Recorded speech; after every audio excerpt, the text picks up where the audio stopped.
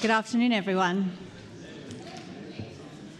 My name is Janie Oliver, and as CEO of Stewardship, I'm delighted to welcome everyone in the room and online to the launch of our second Generosity Report.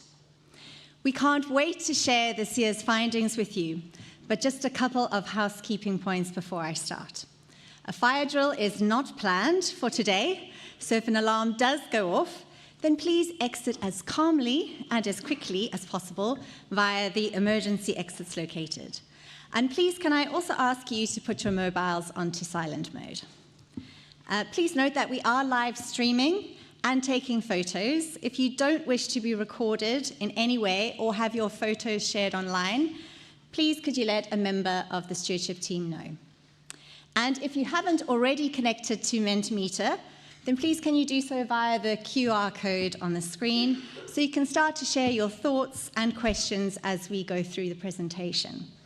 And if you are sharing on social media, can you please use our hashtag #GenerityReport. So I'll now take a few moments to give you a brief introduction to the report before handing over to my colleague, Daniel Jones, who will take you through some of the detail behind the key findings. After that, we'll have some discussion with our panel and some Q&A time, and we'll consider some pointers for next steps to help you think about how you might apply these findings to your work, before pausing for a few moments to ask for your feedback via Mentimeter. So, here at Stewardship, we are on a mission. And our mission is to help Christians be the best resources of what God has given them.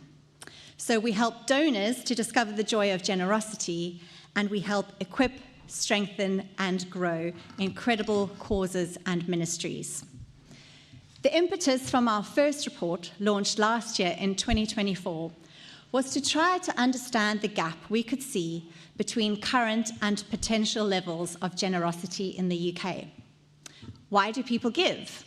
Why don't they give? And what could we do to help close the gap?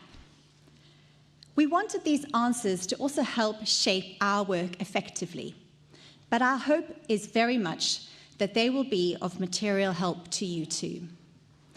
We have been so encouraged already to see how this research is shaping conversations with both local and national leaders of churches and Christian ministries about how we might better resource God's work here on earth. And for the second report, our core questions remained the same, but we scaled up the research with just over 6,000 Christians completing the survey, around 2,000 more than last year. And we also significantly increased the number of qualitative interviews by taking advantage of AI technology to conduct 50 in-depth virtual interviews. So this larger sample enables greater statistical robustness and more granular and authoritative analysis of all demographics. And the addition of a fourth sample category of committed Christians has enabled us to examine in more detail the relationship between generosity and depth of faith practice. The result is another set of rigorous, objective data that gives us further insights into what drives or hinders generosity. These insights point towards steps we can take to help create an optimal culture for generosity, one in which donors are inspired to give more, discovering more joy as they do, and one in which the causes they support can help to evidence the sound governance needed to build trust and invite support with confidence. So I'm now delighted to hand over to our Chief Purpose Officer, Daniel Jones, who will take you through the key findings. Daniel, over to you.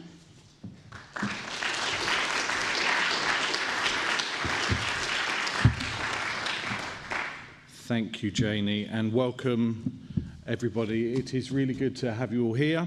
Really good to have so many people online following this as well. And as Janie said, we are really excited by this second report. I think everyone has one, right? Hopefully you've had at least a chance to flick through this just a small degree. You'll see, hopefully, that it's packed And so in the time that I have available, I'm not going to do all of this justice. So apologies if you've already spotted something you're really interested in, and if I don't get it, sorry, but let's talk afterwards. Likewise online, please leave your comments in the chat, things that you found particularly interesting. So welcome. So for the time that we have, I'm going to just dive into some of the key findings, some of the headlines, and just set the scene for the panel discussion later on. So first of all, let's start with a couple of these headlines. And some good news. Christians continue to give more than the wider population, and we've also seen that increase since the first report that we conducted. Based on the polling, as Janie said, of 6,000 Christians from across the UK, the average monthly giving for Christians currently stands, according to our research, at £124 a month, which is an increase of £47 compared to last year. Probably a good point to add a disclaimer. This is one of those areas I'm not going to go into in lots of detail, but you'll see lots of kind of explanation as to why we think that increase has happened. But let's just put that number in contrast. £124 per month is almost double the national average for the whole UK population, according to CAF's equivalent giving research. So Christians typically are giving double the national average at the moment. And that's a positive, but we remain challenged still that a giving gap exists, and we're yet to fully realise the full giving potential of Christians in the UK. And you'll see there, to illustrate the point, if we take average income as a guide and a proxy on the right-hand side, if we apply a 10% figure, that has a nice ring to it for some reason, but if we apply 10% to that number, then we see the potential sits at around £236 per month.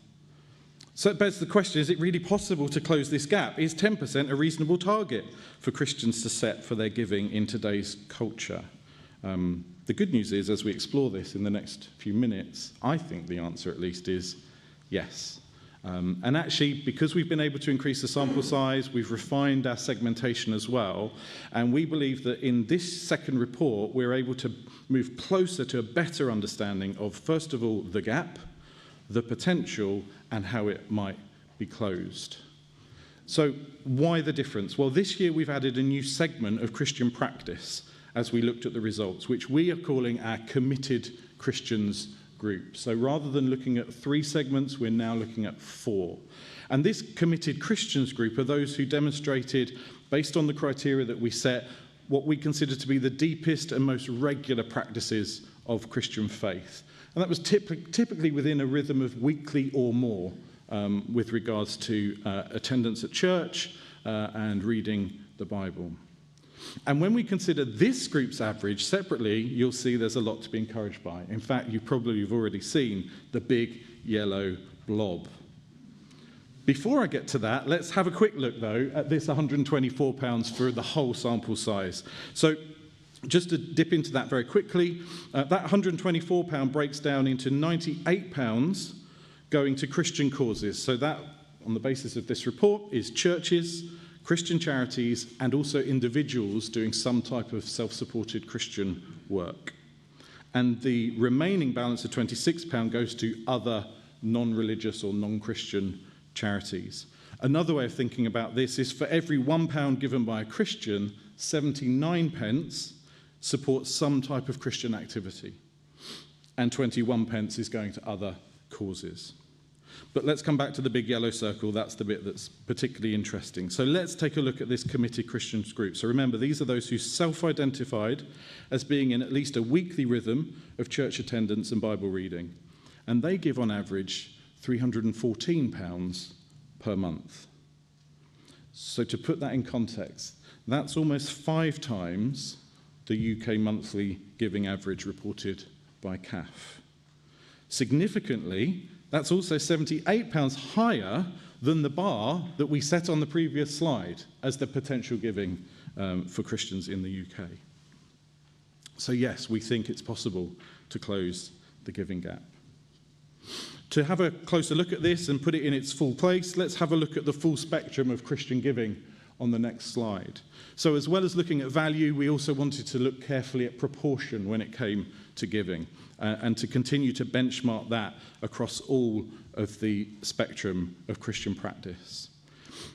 So you'll see, let's start at the bottom. If you see at the bottom, for this whole sample size, all 6,000 together, we're looking at an average of 5.3% of monthly income is currently given by Christians in the UK.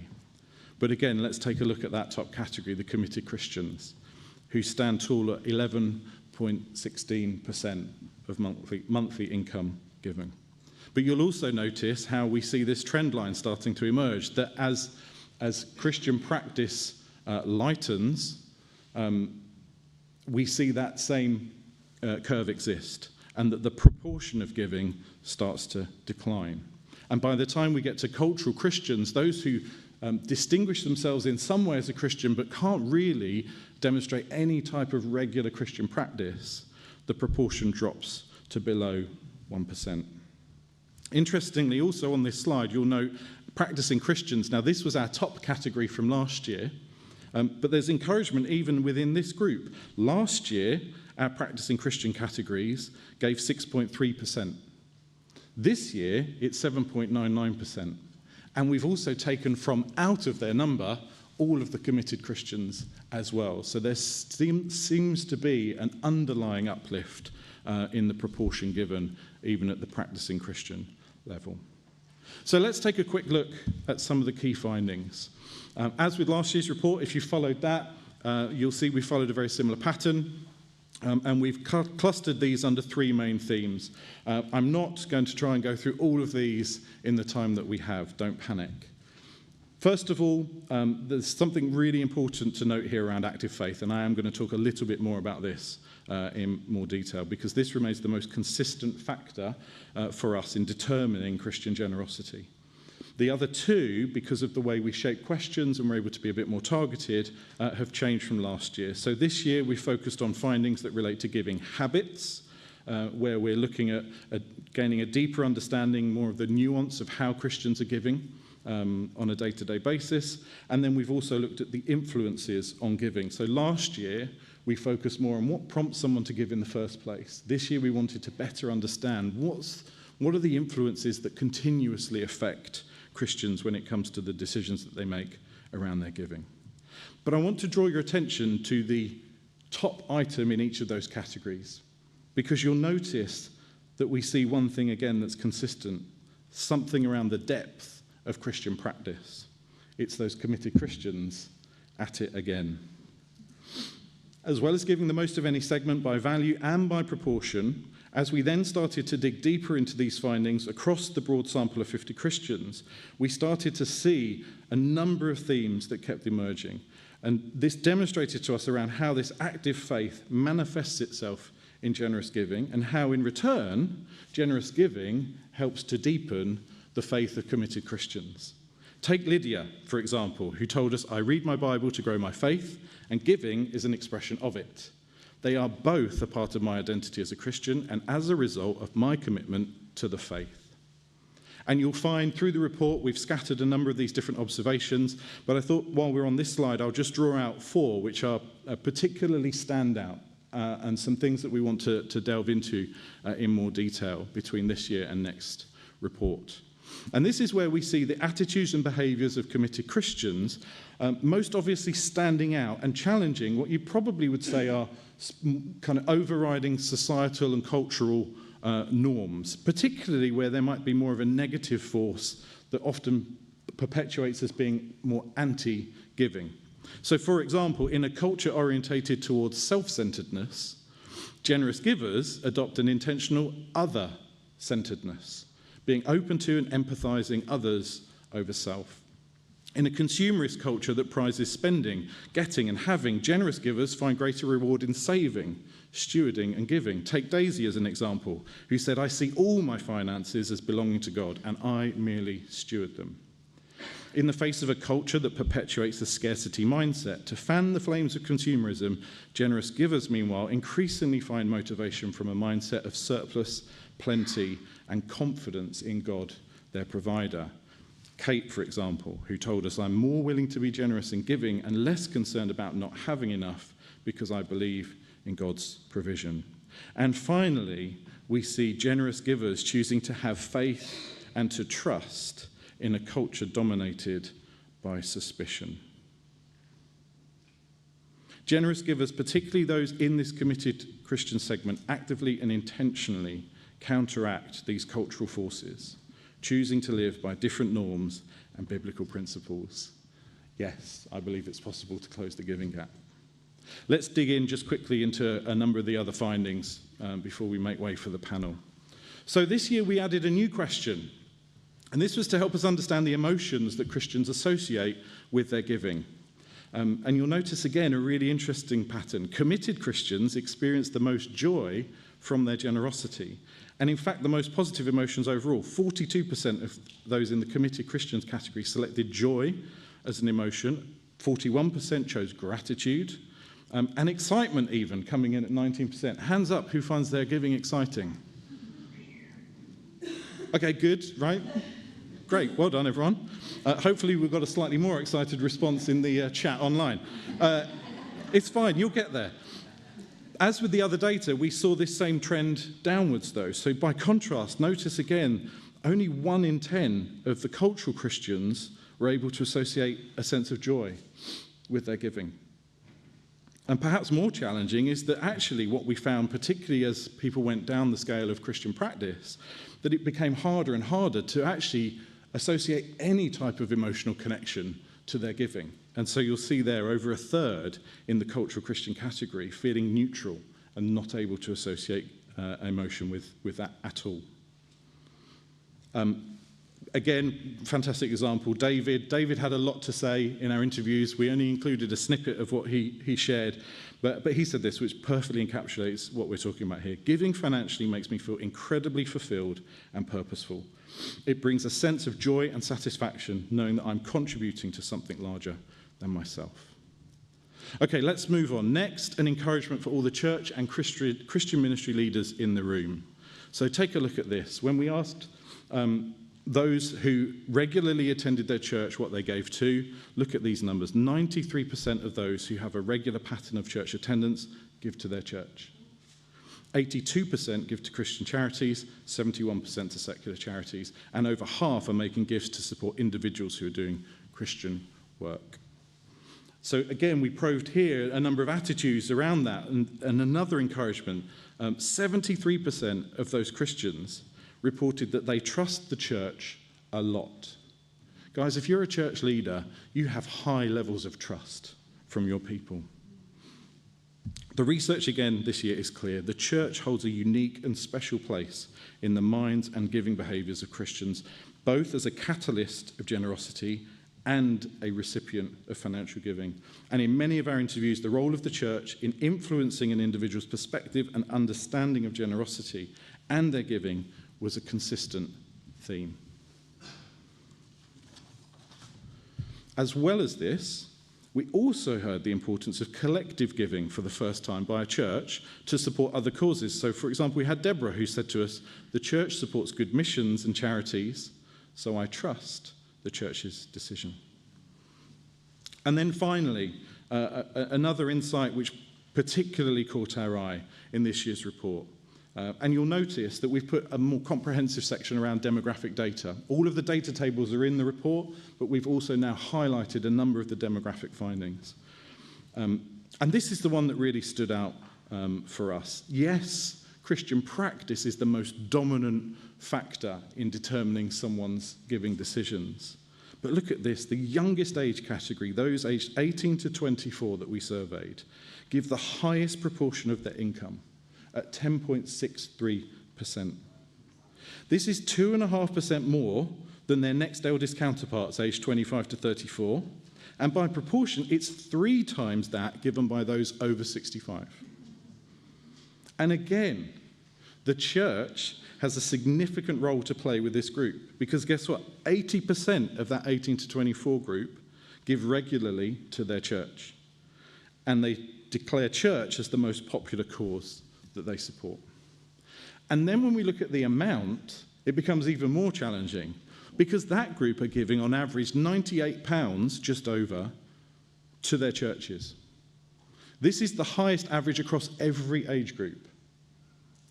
Across every age group. And in fact, the amount that this group give just to their churches is double the total given by those in other categories.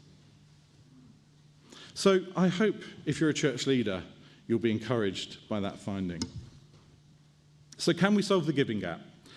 Well, hopefully, in the short time I've had, you'll start to pick up our enthusiasm that yes, we believe it is possible, and we believe the signs are there. We have evidence of growing generosity and deepening faith practice of an emerging generation of adult Christians.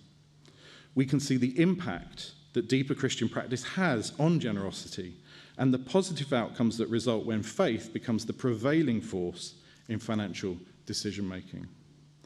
We can quantify and qualify the words of Jesus that it is truly more blessed to give than to receive, with the act of generous giving a source of significant emotional and spiritual fulfillment as Christians deepen their faith.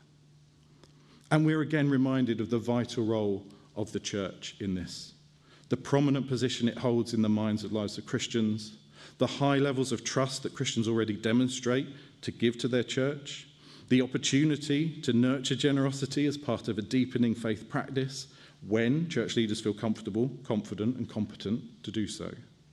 So, as I close, can I commend this report to you? We believe there is a lot to be encouraged by within its pages. There are important learnings as well. There is a lot more that we could have said today that we have not got the time to cover on. But let's let this spur us on to encourage greater generosity. As Janie shared, and as I said at the start, we believe we can close the giving gap. But this is a team effort. We need a united body of Christ working together to build a thriving kingdom economy, where all Christians wisely and generously steward their resources in pursuit of God's purposes here on earth. Thank you. And with that, please would you welcome back Janie, and I'd like to invite the panel to come and join us, please.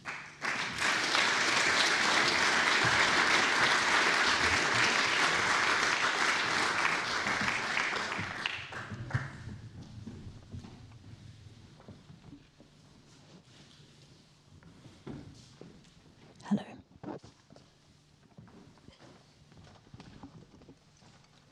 Thank you, Daniel. Great, that's working. Wonderful. Hello, panel. Thank you very much for joining us. I'm going to do some introductions of our wonderful panel. Great. On my left-hand side here, we have Jonathan de Bernhard-Wood. Jonathan has been the Director of Giving for the Church of England since 2019. Total voluntary income in the Church of England parishes is over £800 million a year.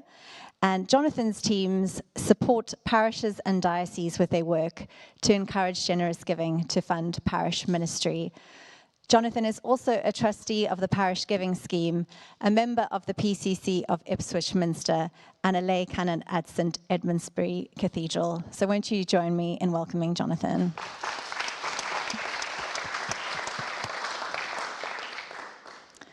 Next down the row, we have Goma Bashaw. Reverend Dr. Goma is the director of the Gratitude Initiative and co-director at the London Project, with a particular focus on serving churches in the margins and on serving diaspora church leaders to be effective in mission. Before founding the Gratitude Initiative, Goma served as a pastor of the Ethiopian Christian Fellowship Church, where he played a key role in the planting of diaspora churches in London, as well as across the UK. And please could you join me in welcoming Goma.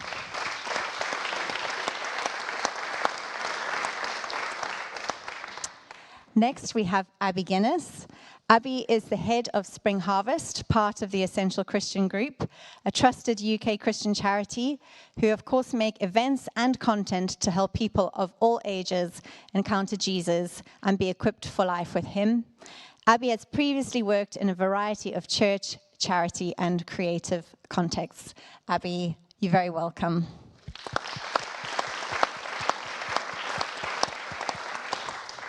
And last, but by no means least, we have Andrew Hawkins.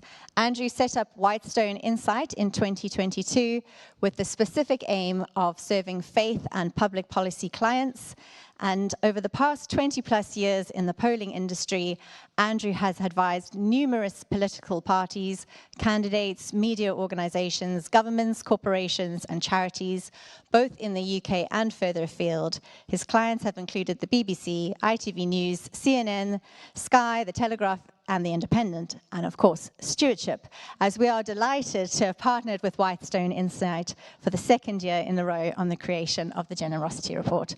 Andrew, you're very welcome.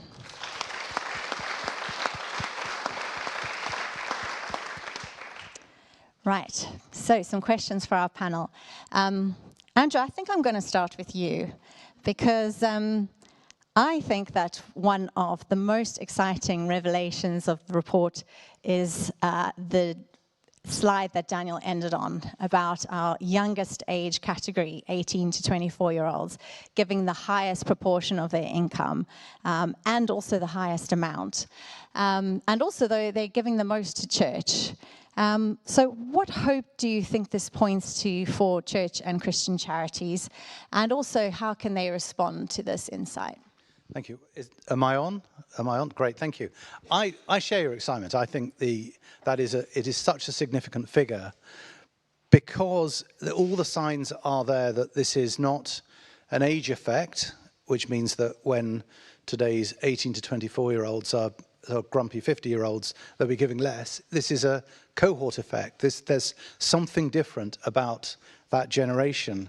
And there are a number of things at play here. One of those is that just as the proportion of people who identify as Christian and not something else has pretty much halved over the last 60 years, it takes a degree of what you might call cultural courage to be a Christian in today's 20-something world. I know I've got 3 kids who are in their early 20s, and it does take something to stand out and be distinctive. It's a whole life commitment thing.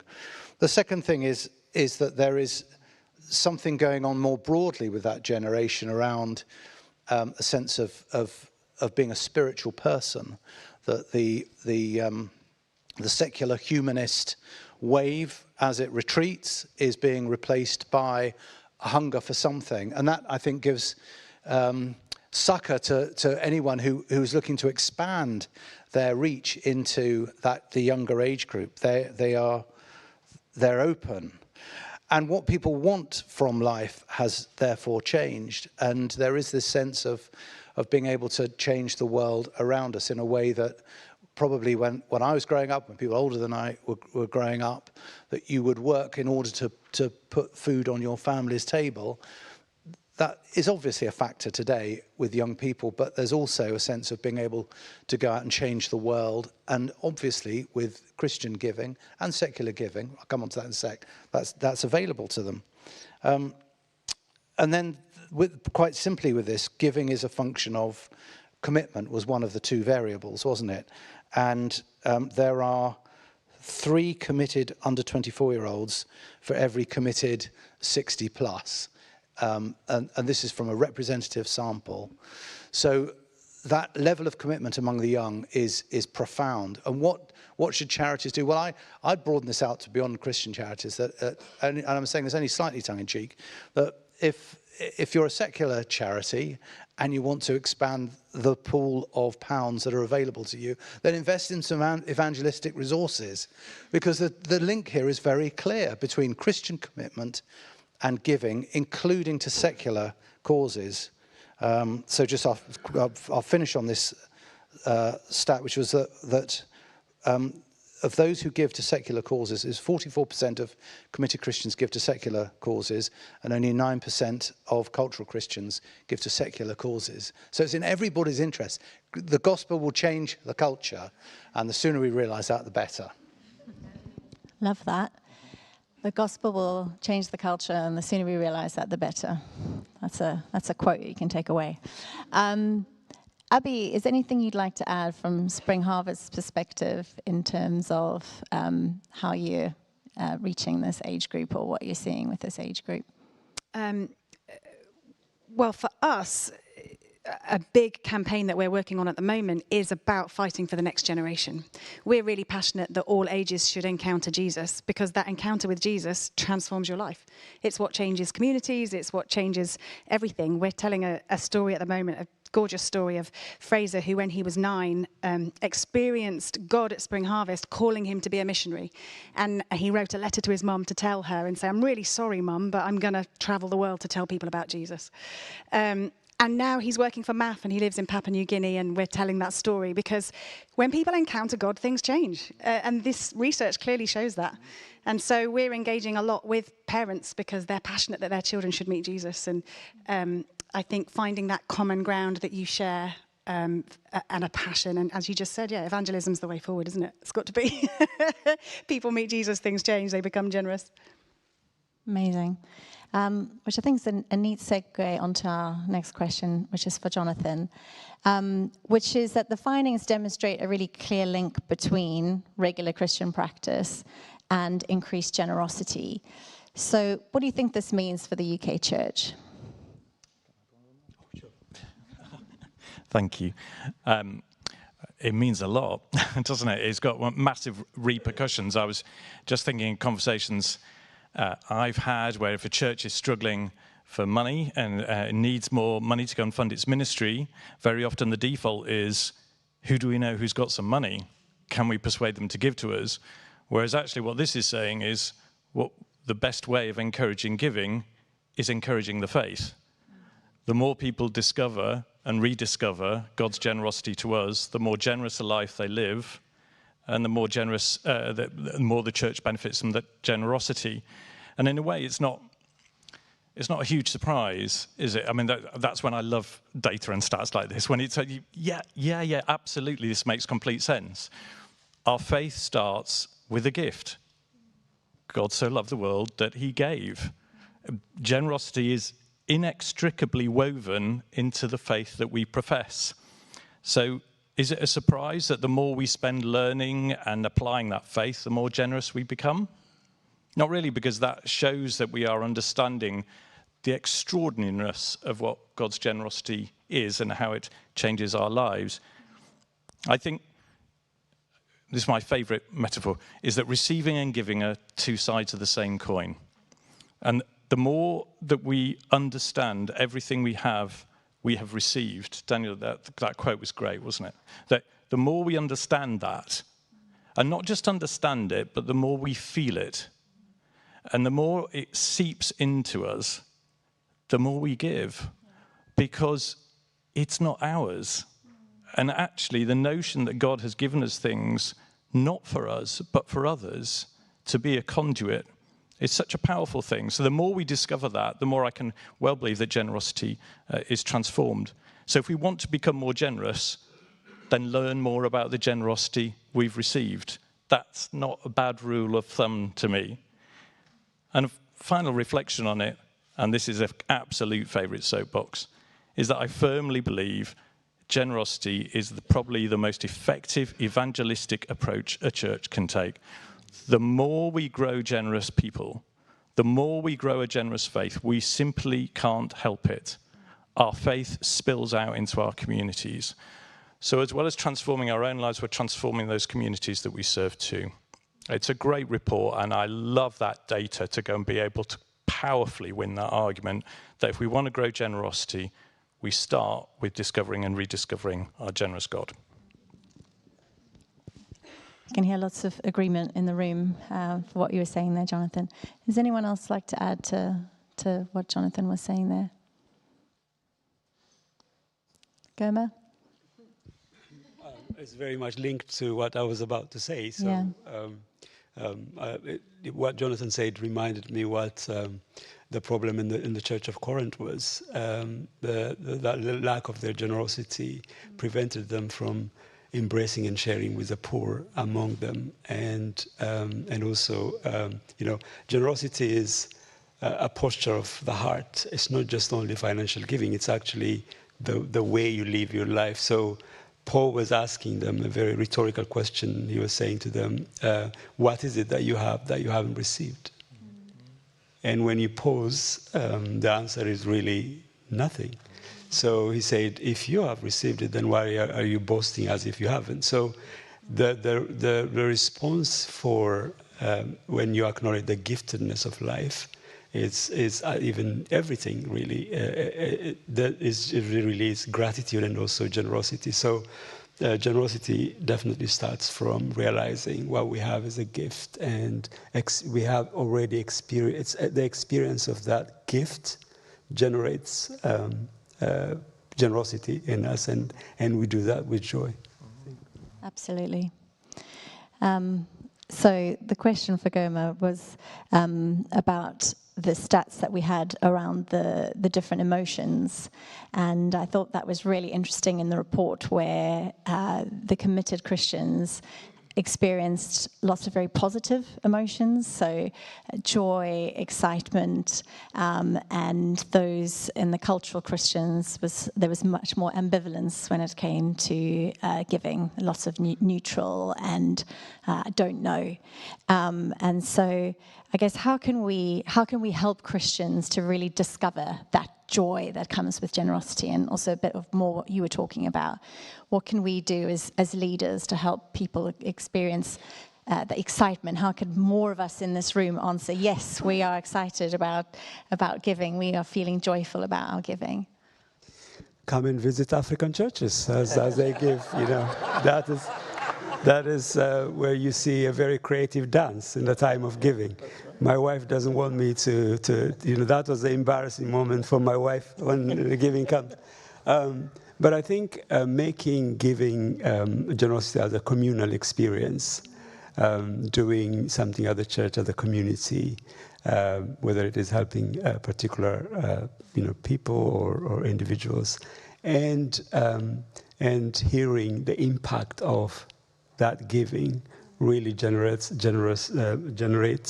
a more, encourages more giving, and also, joy in us. And I think as pastors, as leaders, what we fail to do in a majority of cases is that we don't actually report or share the stories of the impact of the giving of the church to individuals or ministries, and in terms of winning sharing the gospel, or winning people, or mission, or even changing people's life. So I think making that a communal experience would be very, very helpful. But the second thing I want to say is the posture of gratitude, as I just said, is also a very powerful posture, because gratitude is really seeing the world from God's perspective. It is prioritizing the acknowledgement of the good. So because the goodness of God is intrinsic to nature and creation, and when we prioritize acknowledging the good, we engage with the bad from a very different place, and we become more generous, more secure, more we wouldn't be under scarce mentality. We see the abundance of God in creation and life, and that would generate a joyful giving as well. Andrew. Thank you. Thanks. So speaking into the numbers, but also as a punter who's sat in the pews when it's announced out of the blue that it's Giving Sunday again, or in an apologetic way, and your heart sinks. What Goma says is absolutely right. The two emotions that are most closely associated with those who give the most are gratitude and joy. And that's the question is, how do we, and the importance of getting that into everyone, the church's brain nationally, is because even though this is, as I said earlier, a cohort effect, there'll be a point when those 20-somethings and 30-somethings reach an age when they've got children at university, or the dog breaks a leg and they've got a vet's bill or something. They come under financial pressure later on. And so I think that the age gradient that Daniel showed us earlier is a function of two different things. One of them is commitment, another is the pressures of life seep in. And the counter to that is joy, excitement, and keeping that going. And addressing the whole issue of giving differently from the way that I've experienced it quite often, which is that it's almost an apologetic. I think you've got to apologize for. We're not apologize. How can you apologize for giving somebody a deep sense of joy and gratitude? You know, come on. Yeah, it was just absolutely. And I thought, in a way, the joy thing is, if the giving is successful, it brings joy. And there is a self-fulfilling prophecy here, that when we give to something, and therefore we achieve that target to start that new project, to serve that new part of the community, that brings a joy. And I think you're right, because a lot of it, if it's an apologetic tone, please give for something, we're not really sure why you're giving, and we're not really sure it's going to make any difference. It's hardly a surprise that people don't experience joy, but also more profoundly, that they're not successful in what they're asking people to give to. So I think it is one of those lovely virtuous cycles of when people experience joy because a giving target or a campaign has been successful, and they see the impact. Yeah, that's so right. The impact is explained, and they can see the difference there is made. Of course it makes you joyful. How could it not make you joyful? And therefore, that means the next time they have an opportunity to give, that will be their expectation that that's what will happen. So. Yeah, I completely agree. And speaking of impact, I mean, and talking about the impact of your campaign or fundraising, that's such a key part of building trust, right? And making sure that you communicate that. And I think that leads me on to my next question, which is for Abby. One of the things that we talked about and that Daniel raised was about how churches are able to effectively build trust. And I think we showed that over 70% of regular churchgoers reported that they trust their church a lot. And over 90% of regular churchgoers give regularly to their church. So the question is, this is against a public backdrop of trust in organizations being in decline, which is amazing that churches are kind of bucking this trend. So what lessons can charities learn from churches to really help build donor trust and loyalty? Well, first of all, as Daniel said, church leaders should feel really encouraged, because at least 70% of you should, that you're trusted. That's really encouraging. So feel confident in talking about giving, as we've talked. There are lots of reasons to feel confident in talking about giving. And I think for charities, there's an important lesson there is to engage with churches. Have you got partner congregations? Have you got congregations you're working with? Can you build relationships there? Because if a church endorses what you're doing, then you're onto a winner, clearly. So that's the first thing to really think about, is how are you engaging with churches and which churches are you working with? But if we talk more philosophically about why people might trust their church, there's a lot that charities can learn from, and different parts of it, I suppose, will be applicable to different charities depending on what you do. But first of all, a church is a community. It's an ongoing relationship that is built over time. So people are spending time together, communicating regularly about things they experience together. And can we do that as charities? Can we have moments where we actually do spend time together regularly, whatever that regular might be, and stay in regular communication and build a relationship over time? And there's a certain amount of reciprocity in that. You know, people said in some of the interviews in the research that my church has done so much for me, and therefore I will give back to my church. And so are there things that we can do as charities for our supporters that make them want to return that input into our lives? I think also there's some practical things we can learn. I think churches show usually, most churches show a good deal of accountability in their governance. It's not just led usually by one person. There's a wider denomination with a higher tree, as well as lay leadership, people on the ground. And can charities learn from that in terms of saying, look, we've got this accountability in our governance on all different kinds of levels. There's usually a transparency. You know, you can see where the money's gone. If the heating's on and the lights are on, you know some money's gone on that. If you've eaten a pastry this morning, you know some money probably went on that. You can see where the spending is. You know, are you running a toddler group? Do you have outreach to young people? You can literally see where the money is going when you're part of of a congregation. So I think charities need to be as transparent as possible about where the money is going. I mean, personally, this has nothing to do with Spring Harvest, but when I get really glossy, fancy stuff and a big wodge of it through the post, I get a bit annoyed. I'm like, you just spent my money on all this printing. So, you know, what does it look like? What does it look like how you're spending your money? I think is quite important. And then finally, I think it's about shared ground. You know, if you are part of a congregation, you're in a local community and you will share a passion for that local community. So for charities, we have to think about who are the people we share passion with? Where is that shared interest, the things that we care about? I mentioned for Spring Harvest, for us, a lot of it is about children and youth work, and so talking to parents and families is really important to us because we share a passion there for investing in the faith and the mission and the ministry and the potential of young people. So who are your people as a charity? Who are you going to find that common ground with? What's the equivalent to your local community that you're passionate about?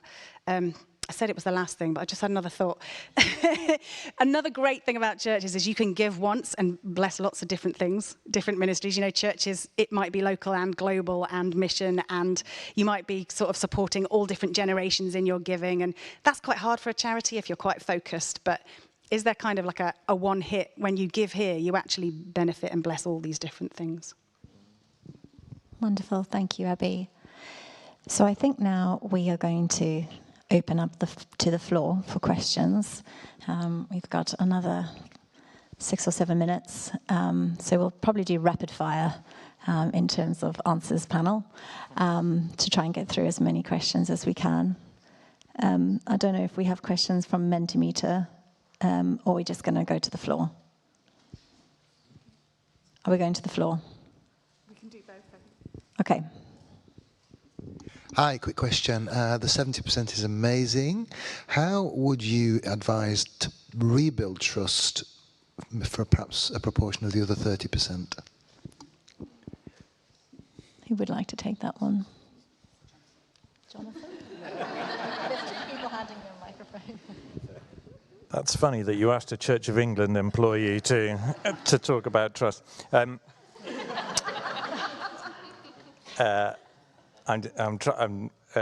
actually had. I was reading a report on trust actually, and how you cultivate and grow it, and it talked about recovery areas, which it's easier to recover from in trust. And if I remember that right, it was ability and predictability. So if you get something wrong, own it, and then improve. Or if predictability is the issue, make sure it's consistent. Put the systems in place so that it's not too hit and miss. Where it becomes trickier is in terms of what people think your motivations are. You know, I think they call it benevolence. Are you acting in the best interests of me? And are you acting with integrity? And those two are much harder to go and rebuild the trust. But if the issue is just around ability and around regularity, then those are 2 things to focus on. And certainly if you're looking to recover, to start with those 2 because you can make quicker progress there, I would say that's really important. But the transparency that you mentioned, I think, is absolutely at the heart of it. In my church, we were facing a deficit at the end of last year, and I drew the short straw. I had to stand up in front of the congregation and say, I used a very financial term. I said, we're in a bit of a pickle. That was the phrase I used. And but actually, it had a happy ending. It was great. You know, people were incredibly generous. And but what struck me about the conversations that we had afterwards from people was saying, you never told us this before. And that transparency and that letting people in, I think, is really important in terms of building that trust. Thank you. I have the microphone. Hello, Edward here. Thank you so much. Brilliant to see. Andrew, great to see the report as well. When I was with Tier Funds, and we've got a little reunion going on over here, we released a paper a few years ago, Joyful Givers, and it's brilliant to see that whole sentiment affirmed still. Katie Harrison did that. And on the question of trust, I want to trust this, but I'm struggling. And Daniel referenced earlier about the methodology and the data set from 4,000 to 6,000. But can we trust that the average gift is almost doubled in a year, or has the methodology changed? Because I'm struggling on this one. Yeah, I mean, this is one of those moments when we have to go with the data on the basis that we've got a larger sample size, we've got greater granularity of access to the different subsamples as well. Because aside from that, the methodology was exactly the same as last year. The timing was different though this year. So the timing this year was earlier in the autumn rather than backing up against the mad Christmas budget squeeze on household finances. So I'm happy to stand by the methodology on the basis that I've got enough experience to know that when you have a finding that surprises you, whether for good or ill, you've got to stand by the data. And it's as I say, it's the same methodology as last year. Good question, though. Thank you. Any other questions?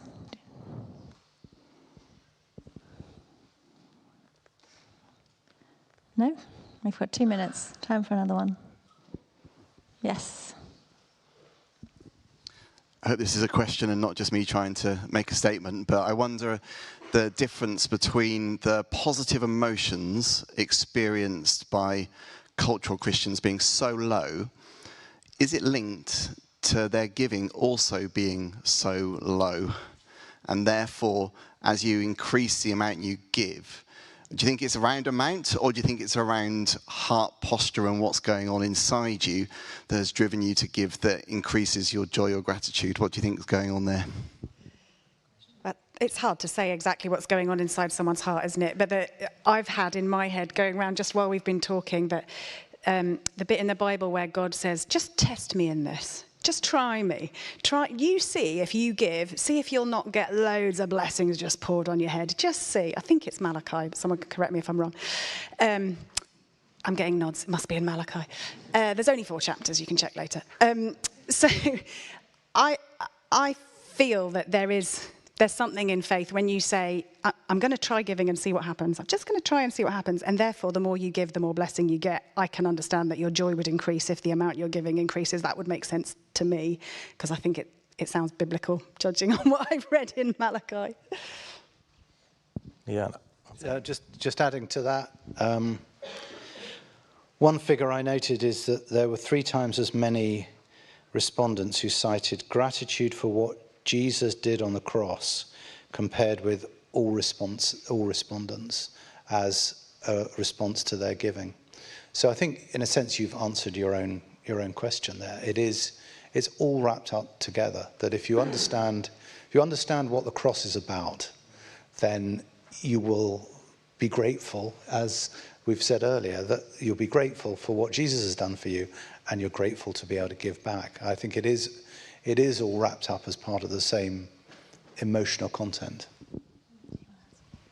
Yeah, I was just going to add that for me, if it's a relatively low level of giving, if it's quite peripheral to your life, in a way it's not a surprise, it's joyful. If it was more joyful, wouldn't it become more integral to your life? A bit, it's kind of chicken and an egg a bit, really. But the more you give, the more integrated you get to what the mission of the church is.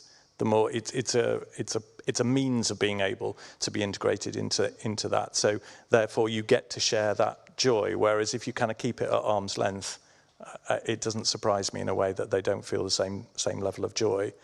So as I say, it's a bit chicken and egg, because actually, how do you get people to that joyful state? But I think that takes us back to understanding the heart of our generous God, and therefore then releasing that generosity, and then being actually happily amazed and delighted at the joy that it evokes as you find your way in your path is kind of interwoven with the faith, and you're following the generous life that God calls you to. Wonderful. Thank you, everybody. Won't you just join me in saying thank you to our panel?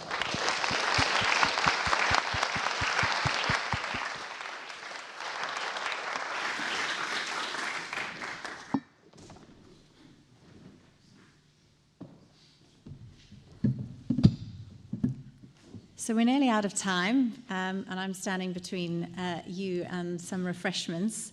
Before we close, I just want to end with a bit of a challenge. The report contains some recommendations for each of our key audiences, so church and charity leaders, as well as donors and Christian workers. So we've also refreshed our resources section to signpost you to materials that we hope will apply to your own area of ministry. So our challenge is firstly to read the report and to really digest these findings and also the areas of that are specific to you and to your ministry, and really to think about how you will respond. As I said at the start, our motivation for creating this annual piece of research is to help you all, of course, but also to help us in our own work. So it seems only fair to share a very brief summary of how we're responding to the challenges raised in this report in our new strategy. So as I said, our mission is to help Christians to be the best stewards of the resources that God gives them. And while we're encouraged to see an increase in giving compared to last year, our theory of change diagram illustrates the scale of the challenge ahead of us. Our current estimate is that Christians in the UK give about £2 billion a year. However, we believe that the total could potentially increase to £7 billion a year. So this leaves a giving gap of about £5 billion. And this is what our strategy is focused on tackling. So we're looking to do this by strengthening connections between donors and partners, including helping to foster a vibrant culture of discipleship around generosity. We believe that the more we talk and teach about generosity, the more the giving ecosystem will grow and develop, and those within it will thrive. The bridge between the two may be a little rickety now. You can see it at the bottom there. But we are excited about a giving superhighway for the future. And we've honed our strategy down into 3 primary goals. One is focused on supporting our donors. One is about equipping our partners. And one is about step-changing the culture around teaching on faith, finance, and stewardship, which this annual generosity report is a really constructive step towards enabling. And we'd really love to partner with you as we pursue these strategies and would welcome the chance to discuss these in detail with you going forward. So really, please do make sure that you're following us on socials and signed up to our podcast, newsletters, so that you can receive our news and updates. We've got a jam-packed, action-filled year of events, campaigns, and strategic partnerships planned. So before I go, I just want to highlight a few of the things that are coming up in the next few months. Firstly, very exciting, 40 Acts is coming back. Whoop, yeah, I heard a few whoops there. I'm very excited too. So running for the whole of Lent from the 5th of March, please do sign up to receive the daily emails with devotionals, ideas for daily acts of generosity, prayer, and more.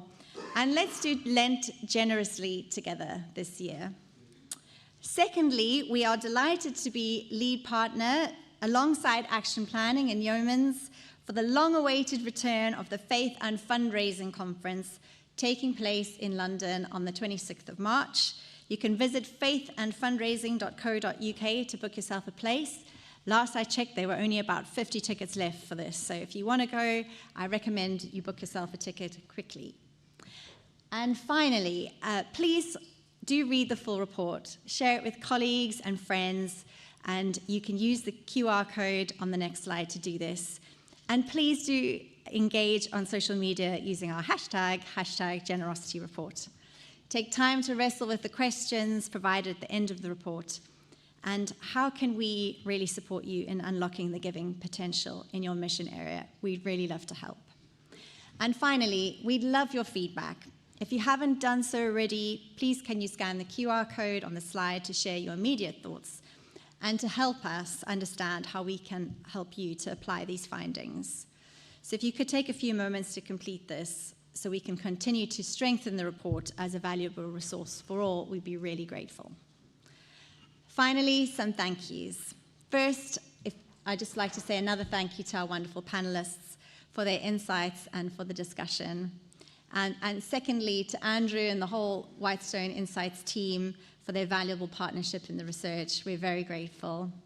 And also thank you to the events team at the RSA who've hosted us beautifully today. And finally, thanks to everybody who's joined us on the live stream, and goodbye to you all.